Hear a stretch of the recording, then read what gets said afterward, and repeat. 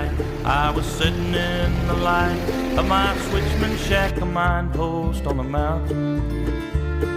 The storm was pretty bad and the telegraph was dead, but it was just 11 hours till the dawn.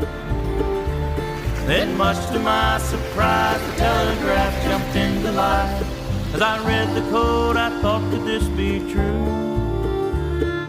A train was on its way, headed up the mountain grade, but she didn't have no engineer or crew.